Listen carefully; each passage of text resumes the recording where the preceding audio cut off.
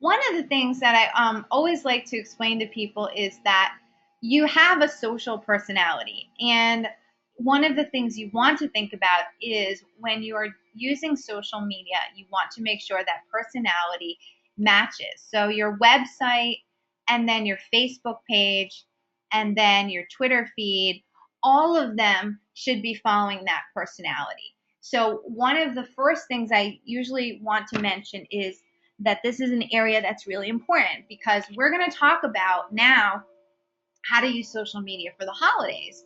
So if you're updating your social media, but then you're not updating your website to match, that can throw off that social personality. So whatever you do, make sure you're building in that if I go from your social media to your website or your website to your social media, things look consistent.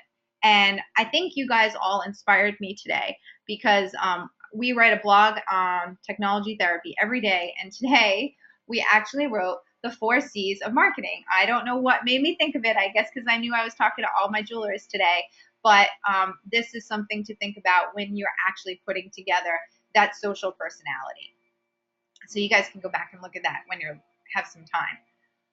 However, one of the things that I want you to think about right now, especially with the holidays, is getting involved with hashtags. I found when I was at the IJO event that people are still struggling with hashtags. So simply put, a hashtag is a way to characterize or categorize, what the message is about. However, one of the things that I have noticed, especially with our younger generations, our 18 to 25 or even to 29, you'll find that people use the hashtag as word replacements. So it's now become part of their language. So if that is your audience, you want to make sure you're doing the same thing. So one of the things is that hashtags used to just be on Twitter, but hashtags are used on Twitter, Vine, Instagram, Google Plus, Facebook, and Pinterest. So this is a great way for you to be found and also to connect more socially with your audience members. So let's talk about some holiday social planning. So I bring up the hashtags before this because you're going to want to look for hashtags that relate to certain holiday events. So there is a hashtag for Small Business Saturday. There is a hashtag for Cyber Monday.